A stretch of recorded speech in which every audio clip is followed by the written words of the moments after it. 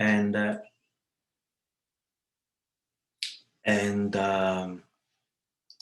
this meeting has been recorded. Very good. So if Andy can give me the possibility of sharing my screen, that would be great. So I can show my, okay. All right, so later I will show my service. I will spend just 1 minute saying something about myself, although I think all of you know me already because it's not the first time that you come.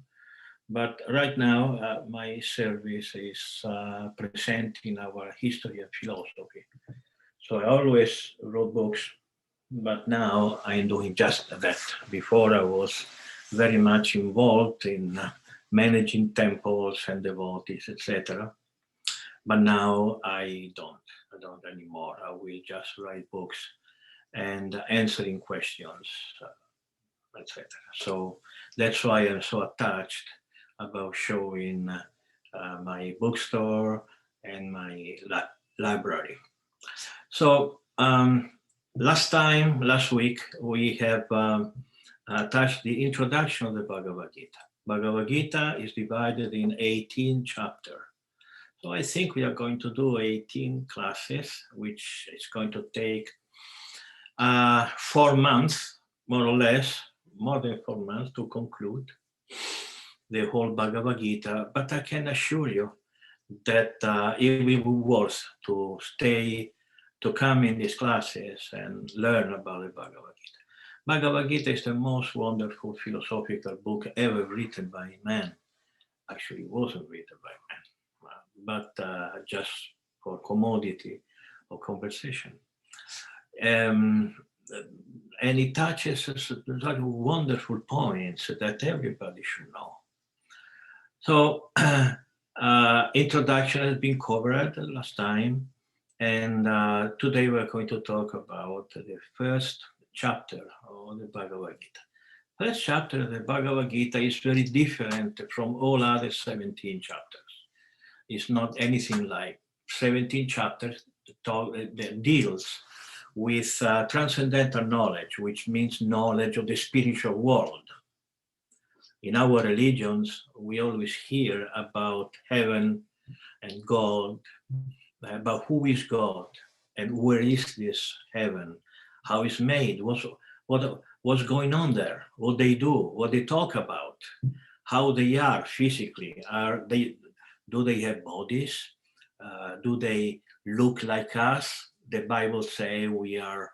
I can't translate, but it's that God made us at His resemblance. You know, that means that God the same form that the man. So how is God? And all this is it's very precisely outlined in the Bhagavad Gita.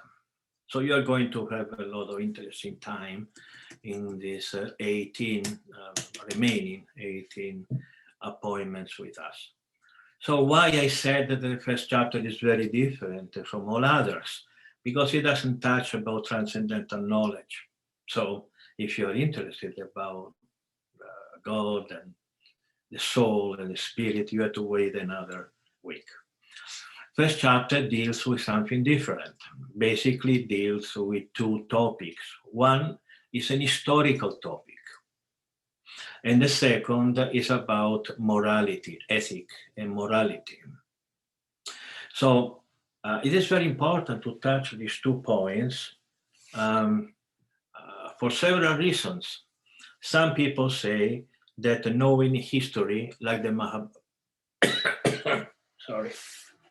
like the Mahabharata or the Ramayana or the Purana, which are historical books, tells you what happened in the past.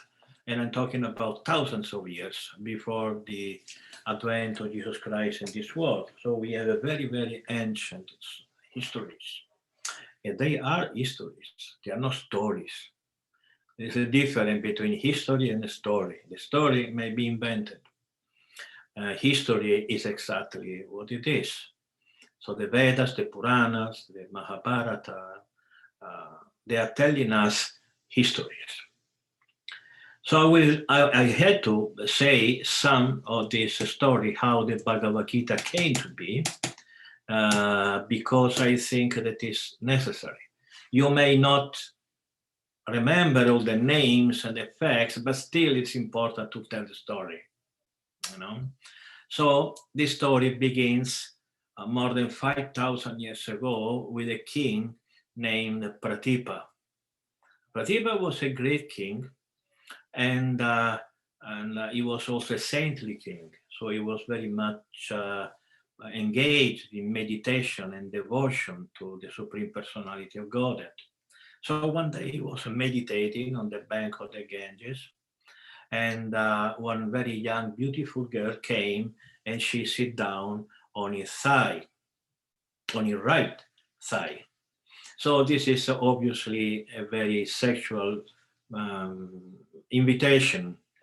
So the king woke up from his meditation, and he said to the beautiful girl, you sat on my right thigh. Right thigh is the place where daughters sit, so I cannot stay with you. But you're going to be in the future the wife of my son. So this personality, well, obviously was not a normal girl. Actually, was a goddess. She was the personality of the Ganges itself. So during time, Pratipa married, and they had one son, and this son was called Shantanu. Shantanu is a very famous king in India. There is nobody in India who doesn't know Shantanu, and Pratipa for that matter. So Shantanu, Pratipa says Shantanu that in the future, one very heavenly girl will come to you and offer herself as a wife to you. Do not refuse her. And the most important, do not ask her anything. Do not ask why she does something, why she says something. Just let her do whatever she wants.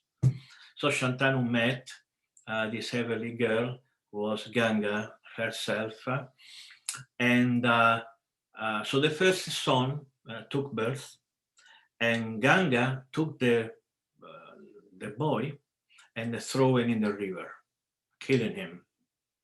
So Shantanu was very much surprised. Why my wife is killing our son? But he didn't say anything because he was very attached to her. He was in love with this girl, so he didn't say anything. Second son, she took the second son and killed him by throwing him in the Ganges. The third, fourth, fifth, sixth, and seventh. 7 sons were killed by Ganga. At the 8th, Shantanu just couldn't tolerate anymore and said, stop, witch. Why are you doing this? Why are you killing our sons? And at this point, Ganga said, our agreement was very clear. If you would object to anything I do or say, I will leave. So now I will leave, but I will tell you why I killed our sons. Actually, Shantanu in his previous life was a great king who could visit the heavenly planets. His name was Mahabhishaka, and Ganga was Ganga in the heavenly planets. And they got in love with one or the other, and they were cursed because one man and one goddess cannot stay together. Goddess stay with gods, and humans stay with humans. So so they took birth as Shantanu and Ganga, and at the same time, 8 great sages called the Vasu did a very serious offense to a Brahmana. They were also cursed to take birth in the world of humans, which is an inferior world. This is an information we are going during our class to describe how the heavenly planets are. There is a difference between heavenly planets and spiritual planets, two different things. But we are going to do that. We are going to explain how both are made. And So they were cursed, but they didn't like the idea to live as humans because this world is nothing here, You cannot imagine what type of enjoyment is present in the superior worlds. And they say, taking birth in this inferior world where there is nothing, we don't want. And so Brahma said, okay, so uh, uh, uh, only the one of you who actually did the offense will stay in this world. The others, they will be delivered immediately. And Ganga will take care of that. So by killing her 7 sons, he delivered so they could go back to the upper planets. And the one stayed in this world for a very long time. And this is the very famous Bhishma. Everyone who has studied anything about the Indian culture knows Bhishma Deva. So Bhishma, Shantanu got married again, and Bhishma had to take the oath of never taking a wife. This is a long story. We are not going to tell, otherwise we are going to cover the whole hour, and I don't want to talk about that today. But anyway, Shantanu got married with Satyavati, and they had 2 sons, whose names were Chitrangada and Vichitravirya. These 2 died very early, so they couldn't have sons. And their wife procreated with a great sage called Vyasadeva, and Dhritarashtra was born from Ambika, and Pandu was born from Ambalika. From Dhritarashtra came the Kurava, and from Pandu came the Pandavas. The sons of Dhritarashtra were not pious. They were quite, I would say, demoniac. Actually, they were incarnations of demons. So they were very jealous of the Pandavas because the Pandavas were superior to them in everything, in wisdom, in physical strength, in art of war. So they became very, very jealous, and they tried to kill them. And at the end, there were not other way to solve this problem than the war. Actually, the Pandava said to the Kurava, just give us 5 villages so we can manage, because we are Kshatriya, it's our nature, So, but the Kurava, they knew that 5 villages would become 5 cities, and then the 5 empires, because anything in the hand of a very pious devotee will become eventually big. So the Kurava rejected any offerings from the Pandavas, and at the end they met in a place called Kurukshetra. Kurukshetra is in India, it still existing. Famous, actually. If you go to Kurukshetra, you should go to Kurukshetra. In Kurukshetra, the story of how Krishna met with Arjuna and spoke the Bhagavad Gita is very much celebrated. Is the main deity in Kurukshetra is Krishna speaking the Bhagavad Gita. So the Kurava on one side, the Pandava on the other side, they were about to begin fighting, and Arjuna said, "Oh Krishna, please draw my chariot between the 2 armies so that I may see those present here who decide to fight, and with whom I must contend in this great trial of arms." So Arjuna wanted to see who is there. He knew who was there. Everybody was there. According to the Mahabharata itself, there were more than 6 million warriors in Kurukshetra. 6,400,000. So a lot of people, and everybody was there. But they were not just warriors, they were Arjuna's friends, his grandfather, his fathers, and everybody who he loved were there. So he wanted to see if actually everybody came. And Lord Krishna drew up the fine chariot in the midst of the armies of both parties. So try to envision the situations. two armies, Krishna driving Arjuna's chariot, driving in the middle so that Arjuna could see on one side, on the other side, who was there. Why Arjuna wanted to see that? Because they were going to die. Because in a war, people die. You know, so he wanted to see who was there. He wanted to look at them for the last time. And Arjuna could see in the midst of the armies of both parties, his fathers, grandfathers, teachers, material uncles, brothers, sons, grandsons, friends, everybody. And when the son of Kunti, Arjuna, saw all these different grades of friends or relatives, he became overwhelmed with compassion and spoke thus. So he didn't like the idea. He never liked the idea of war, but that it was the only solution to a very serious problem. And but that when the war became a reality, Arjuna saw that everybody was there, and he didn't like it at all. He was overwhelmed with compassion. Why I had to kill all my friends or cause to kill, all the people I love? I don't want that. And Arjuna starts to explain to Krishna why he did not want to fight. What a policeman does. A policeman, when a criminal does something, is obliged to intervene, because if he doesn't, who will do?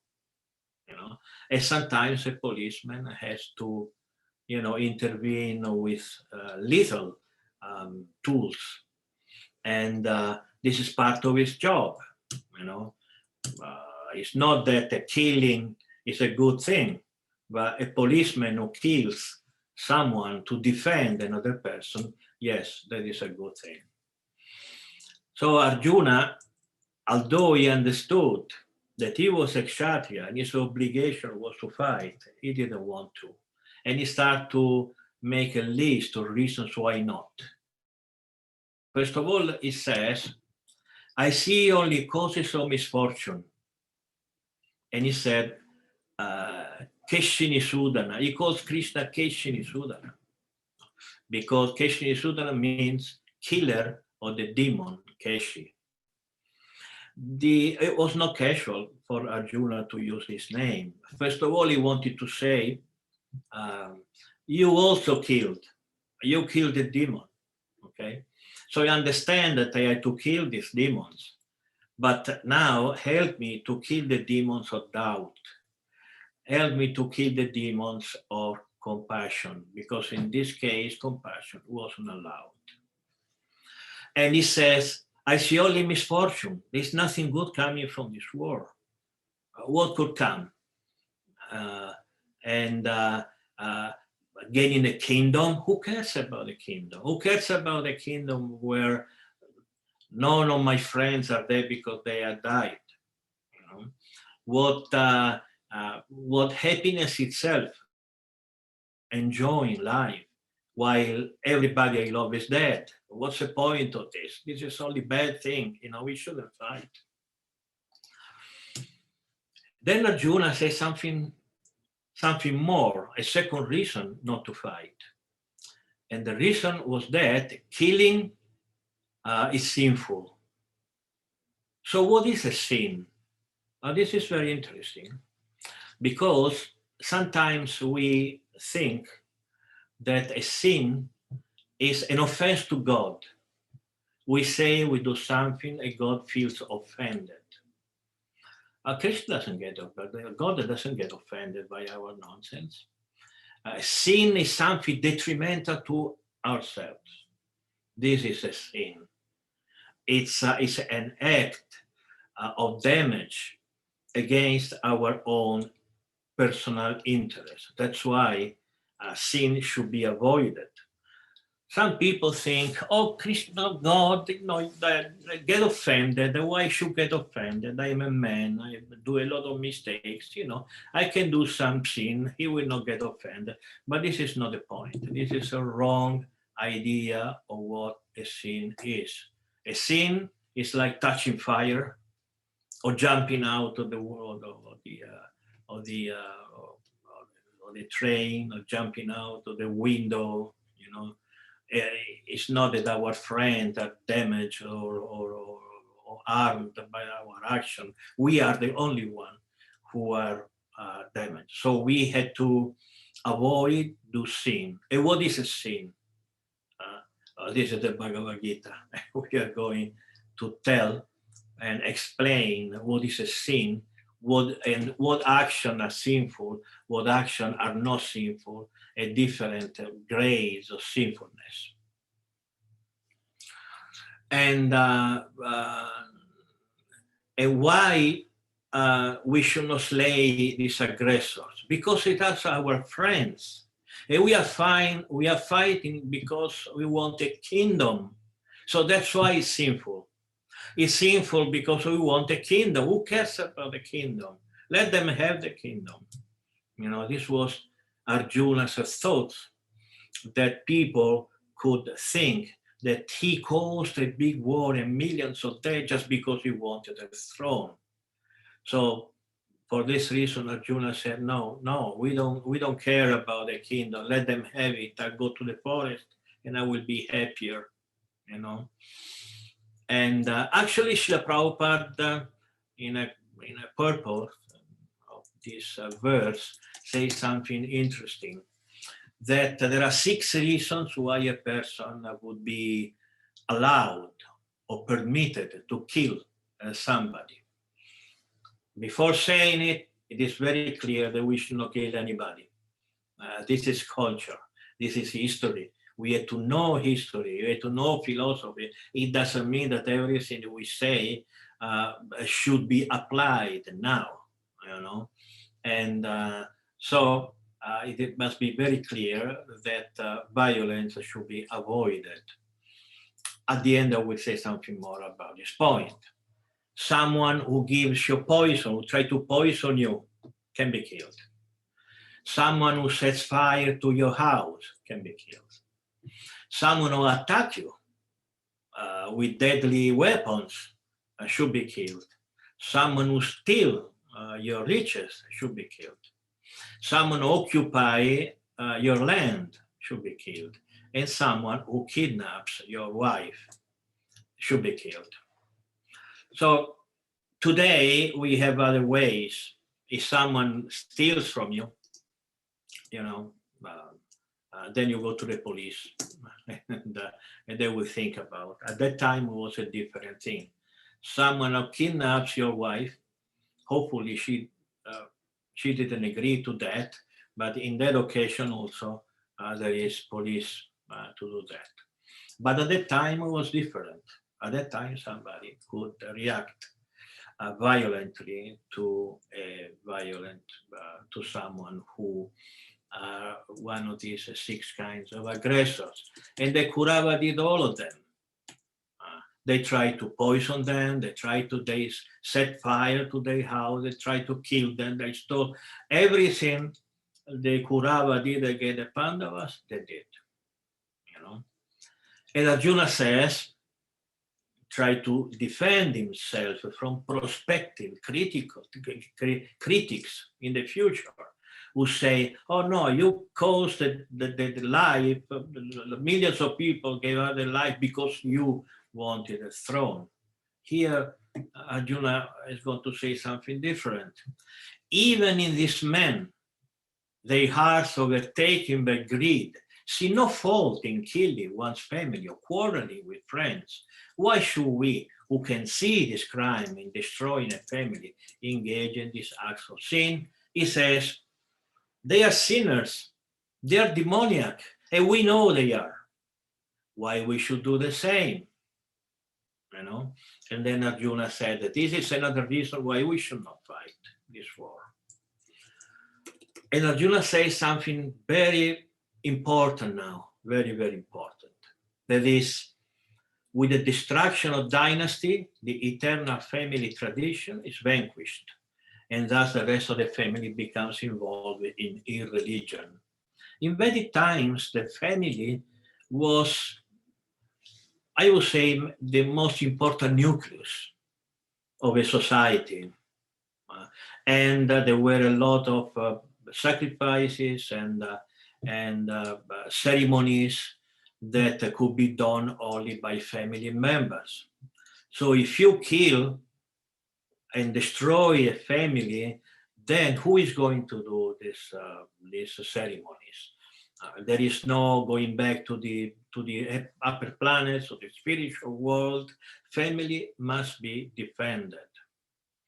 And when religion is prominent in the family of Krishna, the women of the family become polluted. And from the degradation of womanhood comes unwanted progeny. This is very important. The quality of a child depends on the consciousness of the parents. That's why in our culture, and in particular, Srila Prabhupada explained us how to prepare to generate a child.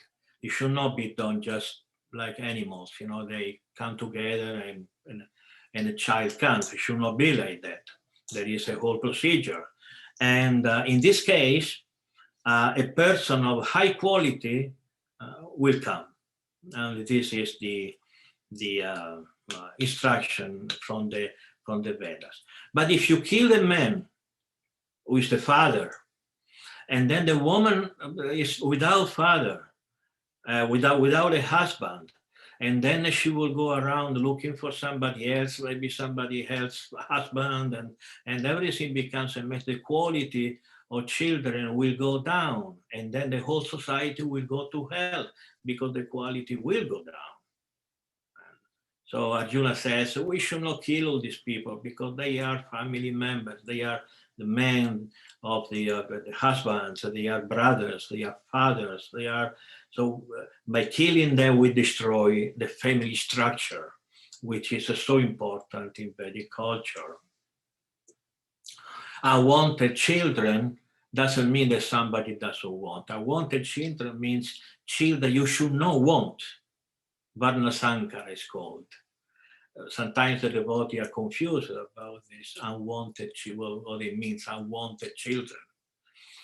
That we don't want them, of course we do.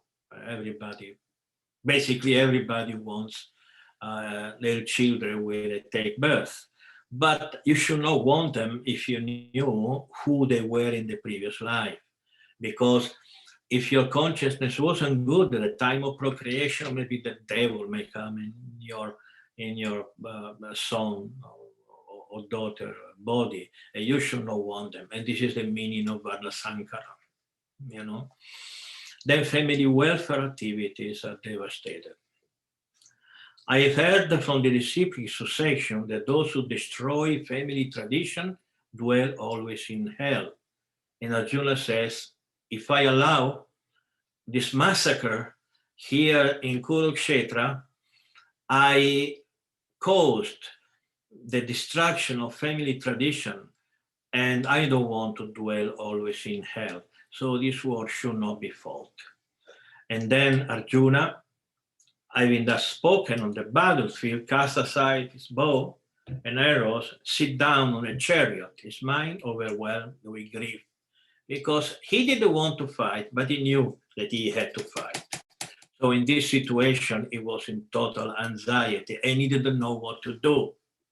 So on this verse, the first chapter of the Bhagavad Gita ends, and then the second chapter, which is probably the most important chapter of all the Bhagavad Gita, not in literal sense the most important, but the basic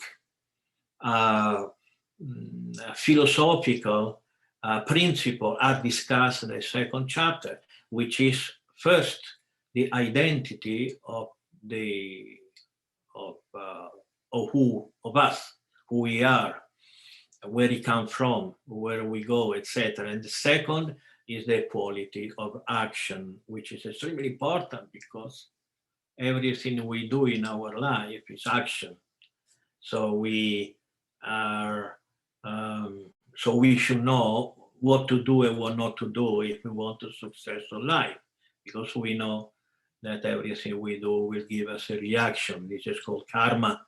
Karma means you should know what to do if you do want a bad reaction. It's very scientific. So this is the end of the first chapter. I thought that I would take more time, but actually it was quite fast. So now we have time for questions. And before questions, I like to take 1 minute showing you what I do, so that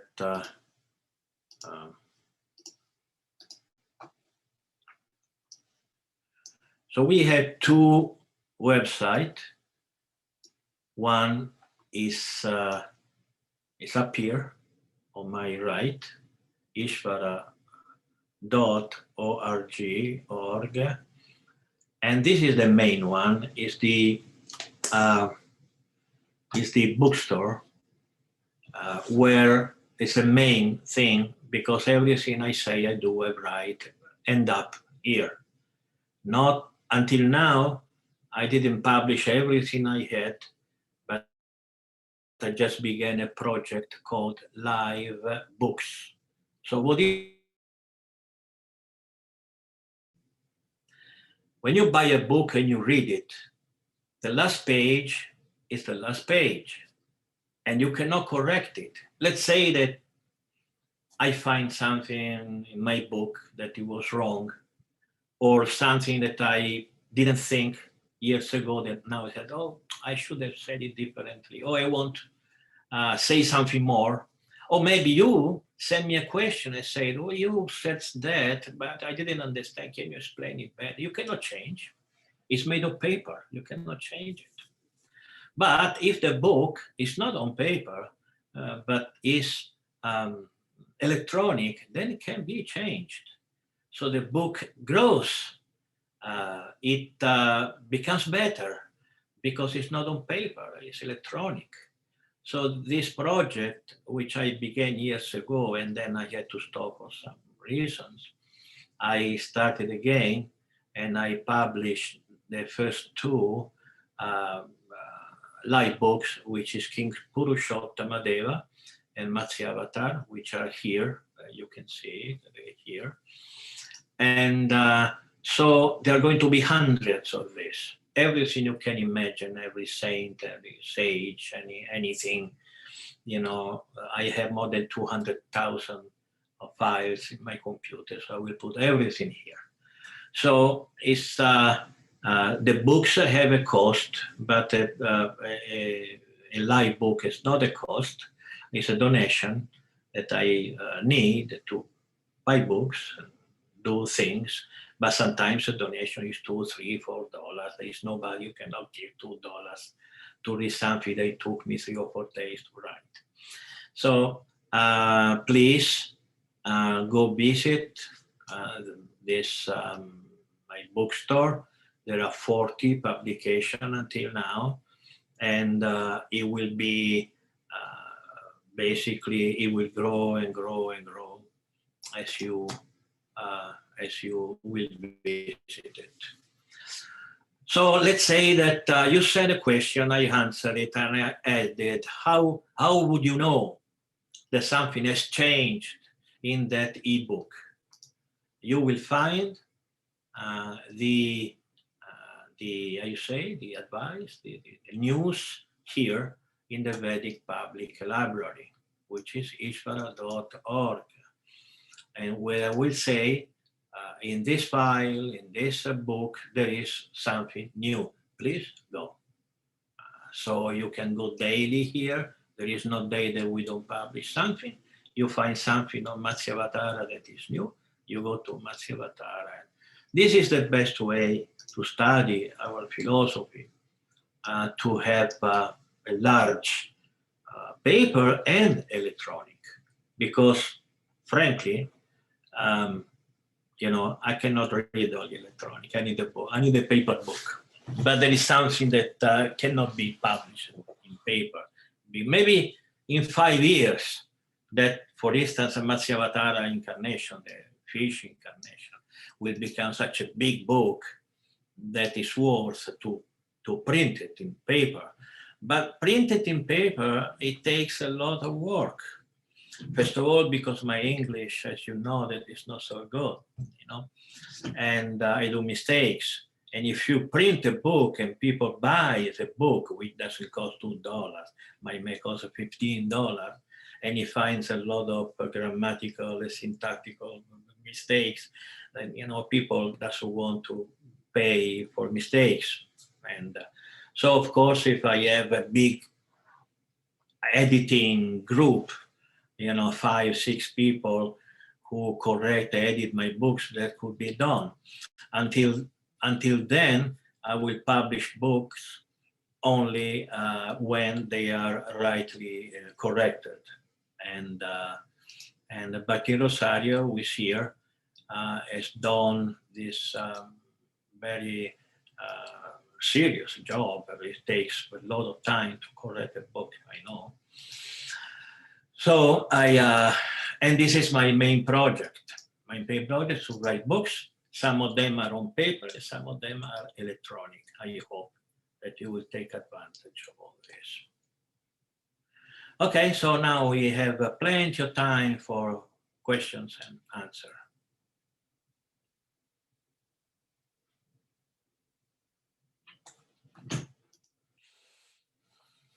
Ishwari?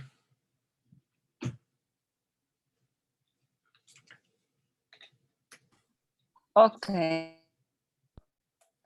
Krishna, my English is limited. I'm writing. When Sri Krishna appeared on earth, come with his eternal associates, and when he lived shortly before or after, they too go with him. Since we are similar to Sri Krishna, also comparable to the sea and the drop of the sea. When we come to earth, do we also come with our eternal associates? And if so, how to recognize an eternal relationship from temporary and irrelevant one? Good question. Everybody understood everything she said? Who understood everything she said? Because it's a very nice question. Did you understand? Please tell me. Hare Krishna, Guru Maharaj. I think that Madre Isvari was referring to the fact that when Krishna departed from this world, his associates left with him. Is that correct? No. When Krishna comes and leaves, he comes and lives with his associates. Mm-hmm. So she asked, it is the same for us when we come in this material world. Do we come with eternal associate? When we leave this world, we live with our associates? Because there is an example made, the analogy, that we are like a drop and Krishna is like the ocean. Ocean is big, the drop is small, but the drop is the same substance of the ocean. So this is a very good question, actually, because it's the first time that I receive this question, which is rare. After so many years, I despair of receiving questions and never received it. It's after 47 years. Okay, so we know that Krishna comes with his associate for the simple fact that this is how Krishna is made. We have to study God's, Krishna psychology. What means God's psychology? How he thinks, what he feels, what he likes, what he dislikes. He's a person. He's not like us, of course, he's a supreme person, but he's still a person. So just like I like something, I don't like something else, Krishna also is like this. He likes something, he doesn't like other things. So he likes his devotees. He likes to be with the people who love him, and that he loves. So it's very normal that when he goes anywhere, he goes with the people he loves. So this is important to understand this principle. So it is the same with us. Not really, because everything, when Krishna comes, he comes with the entirety of himself. You know, when we come as a seed. We don't come with our spiritual body. We don't come with our spiritual nature, but we come like a sparkle of spiritual energy. And everything that we are, that we have in the spiritual world is inside in the potential form. Just like a tree. A tree is present in the seed, a small seed like this. It's a big tree, but it's potential. So it takes time, it takes water, it takes land, it takes sun, it takes everything, so that gradually this form, this potential form of the seed takes its form. So this is not like Krishna. Krishna comes as Krishna, comes either Krishna in Vrindavan or comes as one of his incarnations, but he doesn't come as a seed. His personality is fully developed every time he comes. So do we have eternal associate? Yes, probably we do. But this capacity, these relationships are potential within, we don't know. Just like a seed. We don't know if inside, maybe a botanist knows, but normally when you see a seed, you don't know if it's a seed of a I don't know, an apple tree or a banyan, you don't know what is that, it's just a seed. So who we are in the spiritual world, what is our form, what are our friends, what are our relationships, we don't know, we cannot know. That will take time. Just like a seed will take its potential form if it's put in the right situations. If we are put in the right situation, then our spiritual form will develop. And what is the right situation for us to develop our spiritual form? This is the Bhakti Yoga. This is our movement. What are we doing? Our tradition. If one goes to the temple, he comes to the conferences, he chants Hare Krishna, he studies the philosophy, he follows the rules and regulation. All these purificatory processes will purify our heart, and gradually our spiritual form will manifest. The analogy of the seed of the tree is very appropriate. It gives us an idea.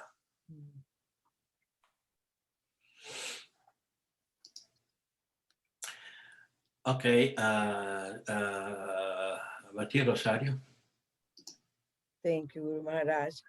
I refer to the fact that the sin is only detrimental to us. Yes. And that is a very important, it was a very important lesson for me that you said, because I never heard something like that. In our culture, we grow thinking that when we make a mistake or when we commit a sin, we are offending God. So I understood very well what you said about us being the only ones who will suffer from our sins.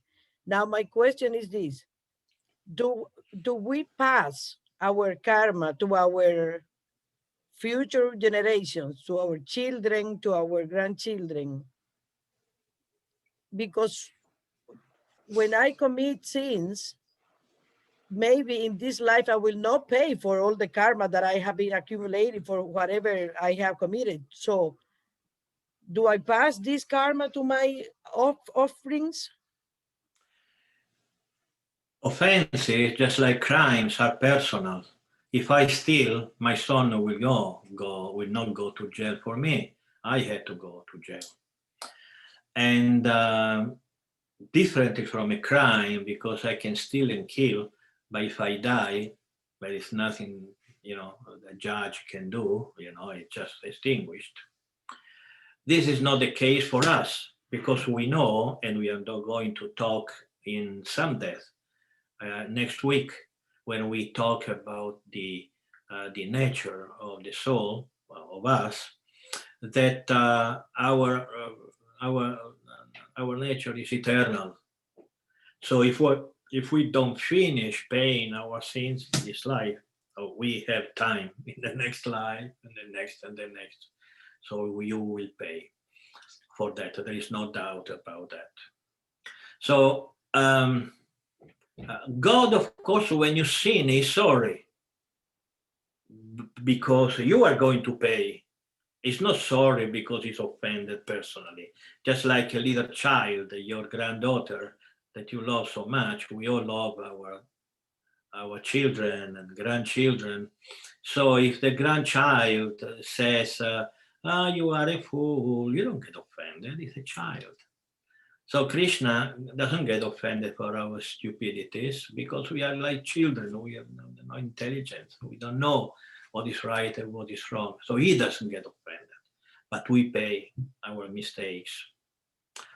So a second point that you made is about our future generations. Do we have such a strong relationships with our future generation, which is our sons and grandsons, etc., that there is a karmic connection between us and our karma and they and their karma? Yes and no. First of all, if someone takes birth as your son, it's not casual. Something is there. There may be just some similarity of karma. Just like in the past, there is, in India, not only in India, there is this caste system. There's a lot of polemic about that. And everybody says it's not possible that somebody is someone just because he took birth in this family. If I take birth in the house of a surgical, a doctor, A surgeon. a surgeon, I don't become automatically qualified, to be a surgeon. I had to study just like my father did. You won't accept to be operated by me just because I am the son of a surgeon. Okay? So in the same way, if someone takes birth in a family of a Brahmana, it's not a Brahmana automatically. If someone takes birth in a family of Kshatriya, it's not a Kshatriya automatically, etc., etc. Mm-hmm. But this caste system is in the Vedas. It is said that if someone takes birth in a family of Brahmana, is a Brahmana. And why does he say so? Because in other ages, talking about thousands and thousands of years ago, in other ages, if someone would take birth in a family of a Brahmana, is because he is potentially a Brahmana. That's why the caste system exists in the Vedas. But in Kali Yuga, it is not like this. In Kali Yuga, someone may take birth in a family of a greatly intellectual, educated person, is perfect fool. So Kali Yuga has completely changed the whole thing, while in other ages it was not like that. With Pandu, 5 sons, 5 warriors, Brigu and Vasishta and Agastya, or the great sages, Ramaharshana, his son was a Brahmana. And you find this in the Vedas. It was very, very rare that someone would take birth in a Brahminical family and had the nature of another caste. Okay, so in Kali Yuga, you have all kinds of persons taking birth in your family who may have just some karmic similarities, but not necessarily a specific link to you. Don't forget that when you talk about your son is not your son. You didn't create the soul just came. You didn't create the body, you just waited there 9 months and the body came out. You didn't do anything. So how a person says, this is my son? So this is Maya, this is illusion. The illusion of thinking that we are this body while we are not. And the illusion, again, we are going to talk much depth the next week about this point. The point is that my family is mine, my son is mine, my daughter is mine, my granddaughter is mine. You're going to regret spending the whole life with this idea, because at the end of life, you are without transcendental knowledge and attached to a world which is leaving you. This world is going away. You are going away. And what about your son, your daughter, your granddaughter? You're going to leave everything, and you are there, you don't know where to go, and you start again in God knows what other body, thinking you are a mother of another person, maybe an animal, a family, and thinking, oh, this is my son, and you die. Oh, this is my son, and then you die again and again and again. This is Maya. This is what the Vedic philosophy is teaching to people, trying to teach the reality of life. Do not waste your life behind the tricks of Maya, material nature. Thank you very much, Guru Maharaj. Hare Krishna. So we have everybody's dark, it's black, I don't understand. All right, so more questions? We have some, how long? I think it's almost 1 hour.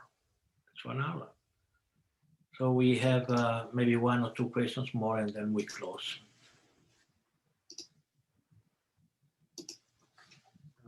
Hey Krishna Maharaj. Haribol. I had a question. So there's like a lot of emphasis placed on Arjuna. And so was it really important for Arjuna specifically to fight? Like if he had said, no, I'm not going to fight, would the war have just ended there? Like both sides would have been like, okay, then we're not going to fight because Arjuna's not going to fight? Or how would that have been if he said, I'm not going to fight and stayed like that? Yes. Well, you have to blame Bhakti Rosario because you don't know, because this is the Mahabharata. And yes, Arjuna was very special amongst the millions of other warriors. First of all, he was Krishna's devotee. He was the best of Krishna. Krishna was, everybody knew that Krishna was an incarnation of Vasudeva, of the Supreme Personality of Godhead. So everybody knew that there was no way the Kaurava were going to win because Krishna was on the other side. So that's why Arjuna was so important, because somebody may say, okay, Krishna, Arjuna, you don't want to fight, go, we fight.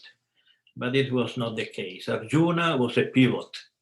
If Arjuna would fight, the Pandava would win. If Arjuna won't fight, actually the Kaurava were stronger. There were 4 Akshoini more, which means hundreds of thousands of warriors and elephants and chariots and horses and everything more. So the Kauravas were much, much stronger material. And also, the Kaurava had the biggest warriors, like Bhishma, Drona, Karna. They were stronger than Arjuna, actually. They are more powerful than Arjuna. Materially speaking, Bhishma and Drona, Arjuna couldn't defeat them. So how could he defeat them? Because Krishna was on his side. So that's why Arjuna was so special. Of course, he was also one of the greatest warriors, but it was not the main reason. The main reason he was a Krishna devotee. And about the whole story, you don't read Spanish, and the Mahabharata is on the way of editing. It will take probably some months, depends. We are going, because it's a big book, it's 650 pages. It's 2 books actually.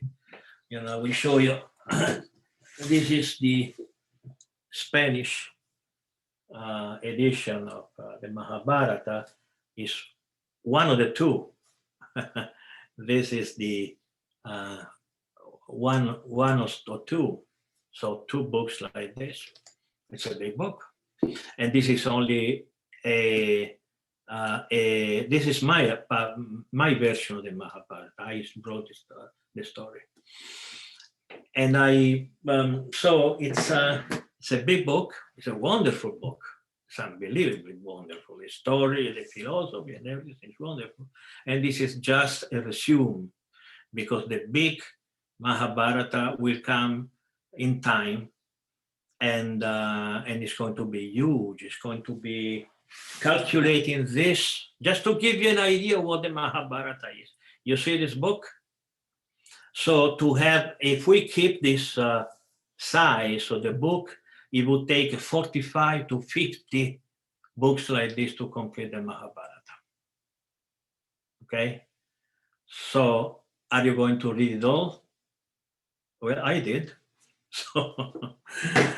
So I think you are going to have a lot of fun reading our books. So this is why Arjuna was so important.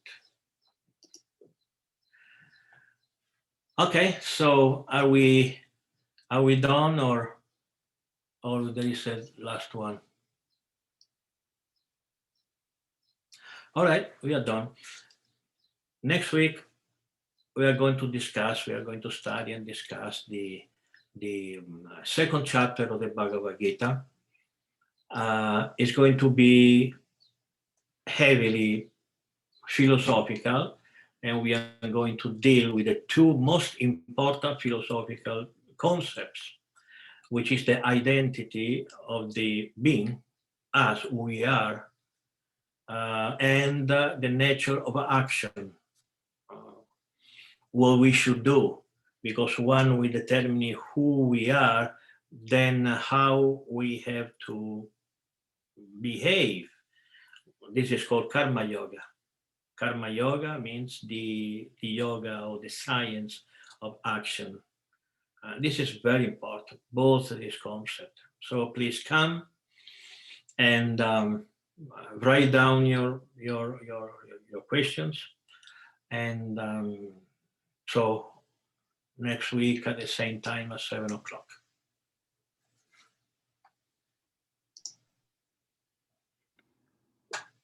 Okay, so if you would just like to come off mute and give a nice thank you to Mananath Das for giving us so much of his time and knowledge, and just sharing it all with us. So you're free to come off mute and say a quick thank you.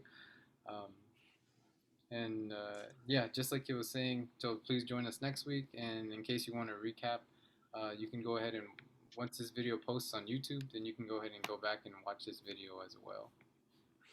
So I would request but Andy Bhakti Rosario to stay. Everyone else can sign off, so we can discuss some technical questions. Thank you, Mahara. Hare Krishna. Haribol, Haribol. Thank you, Hare Krishna. Thank Hare you. Krishna. Haribol, Hare Krishna. Hare Krishna.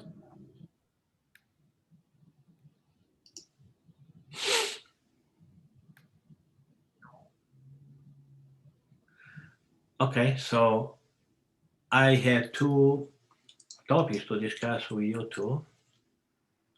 One is that I spoke to Bhatti Rosario. He's the one who is editing the Mahabharata.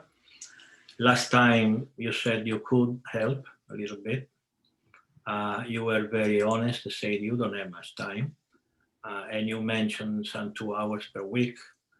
This is your last chance to say, I can't do it. I very much prefer somebody who says, I'm sorry, I would like, but I can't. There's someone who says, yes, I can, and will not do it. You know, and the second is quite annoying. So please, Andy, can you do it? Yeah, like I said, 2 hours a week. I feel like is really like so I can help, but like I that's what I feel. Okay, Andy is a teacher like you. So you are two teachers, two professors. And I think if you come together, maybe you can exchange email or in Zoom, and so that you discuss everything you had to discuss without me, unless you need me, of course, so that we can expedite the Mahabharata. Well, Andy, Prabhu, Andy, I would love to get some help because I don't have much time at this time. So anything that you can do to help me move this project on forward, I will appreciate it. So 2 hours will make a difference if that's what you can do. So how would you like me to communicate with you? Would you like to share your email, or I can give you my phone number and then you can text me and tell me when you're available to view what I have done and what has to be done. Okay. Yeah, I can give you my email and I can take your number. That'd be fine too. That works. Okay, and I think that Zoom is a wonderful way to meet, because that way I can share my screen with you and you can actually see what I have been doing and how I am doing it. And then you can tell me your ideas or what you think that you can, what strategy you can use to help. Yeah, that'd be good. That'd be good. And then it'd be really helpful for me to be able to see like the way that you're doing it because Yes. yeah. All right. Yeah, I don't have any experience editing books, so this would be the first time that I'm like actually looking to see like how to make changes and everything. Well, I didn't have any experience either, but because I had the desire in my heart to help Guru Maharaj and to be of his service, I have tried my best. I'm learning in the process. For example, in the last edition of the Mahabharata in Spanish, I have been reading this work with a group of devotees on Wednesdays, and we have found many mistakes. I was surprised that that I could do something like that, because now that I am reading the book like that, I have found many mistakes, and I have been making a second edition of the work that I did. I was not in agreement with the way that I have done the dialogues, because there is a way to to punctuate dialogues in Spanish, which is the right way to do it, but because Guru Maharaj doesn't feel comfortable reading that type of punctuation, it has been very hard for me, because after I did it, then we did it. Well, it has been taking a long time. And I would like Guru Maharaj, now that we are talking about this, bringing this again to your attention.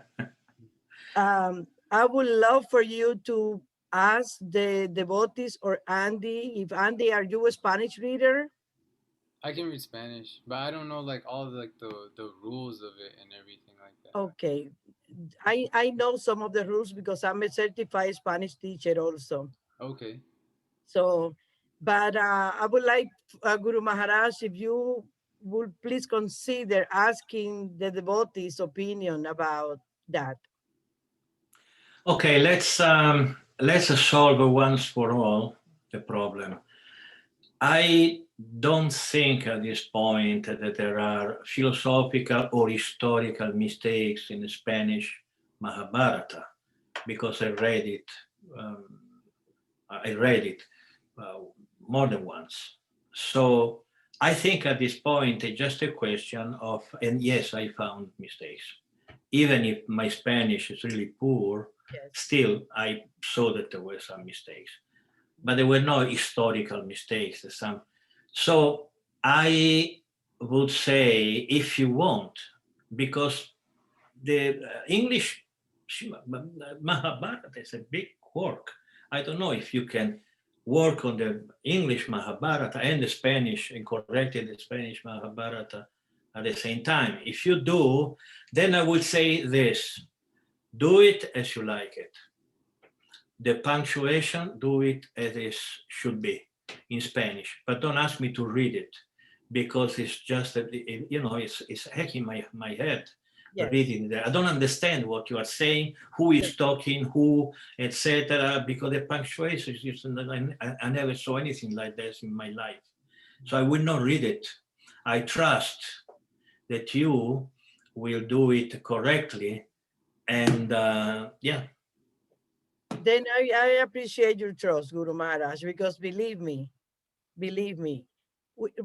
and also consider, please, that you are not writing this for you because you already know that by heart.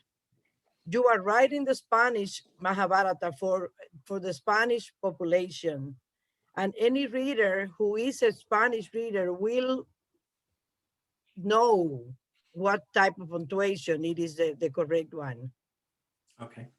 I promise you, trust me, please. Okay, in Spanish, but in English I will do it as I like it. Okay. No, the English is totally different, because Okay. English is how it is. No, in English is how it is, how it has been. Okay. Let me tell you this, Guru Maharaj. I have found that in English there are many paragraphs, long paragraphs missing. So I am very glad that I am doing this,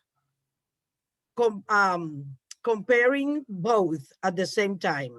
Okay. I can tell you, if you go to the Mahabharata that I have been working on, for example, to page, I can give you 5 pages for you to look. Page 279. In what? The English or the Spanish? The English. Yes, missing whole pages. Wow. Yes. Page 279, page 289, page 297 and 298, page 301. Oh. Then I stopped there and I went back to the work that I was doing at the beginning. So I found out that page 68, 69, and 70 were missing also. Completely. Many paragraphs. Not completely, but many paragraphs. If you see the work that I've been doing, you will see whole pages in red. Those were missing there. Okay, so, but the Spanish, there is only some occasional mistake of I don't know, or it's just also missing entire paragraphs? No, it's not missing Spanish, it's not missing any paragraphs. Okay. The Spanish is complete. Okay. But from the Spanish, I am figuring out what is missing in the English. Okay. When you I want to say this to Andy. The Mahabharata was written original in Italian, okay, and translated into Spanish by some devotee, by Ishvari, and some devotee in Puerto Rico. So the English Mahabharata was done by an online program. You know, I just took the book, I put it in one translator, and it came out. So it's normal that the things are missing, etc. So only in the final stage I will intervene and see if there is some philosophical or historical mistakes, etc., etc. So okay, do that, and Andy will give you a big hand. Sure. Thank you, Andy. No, yeah, of course. Thank you. All right, so I want to talk about it. So you two are in contact, and you let me know. I like to know. Okay, Andy. Andy, would you like me to write my email on the chat for you? Yeah, that'd be helpful. Okay, Andy, we have a group, and in my group there are a lot of news about preaching, etc. Do you want to be a part of the WhatsApp group? Oh, yeah, then I could, yeah. I Okay, okay, put your phone number, which I should have, but write it, please. Okay. Oh, here you go. You received some, half is in English and half is in Spanish. Yeah, okay. What's the difference between the two? What is it? Could you please repeat that question? I see two phone numbers. Mine is 770. Oh, yours, okay, okay. And the other one is Andy. Okay, Andy. Do you want Cassandra also to receive, or one is enough? I think one should be fine, but I'll ask. One should be fine. I'll Okay, okay. So second topic is that these classes, normally what I do is that what I was doing, then I kind of gave it up, etc., concentrated on the thing, but now I'm taking again the fact that basically anything I do is eventually published into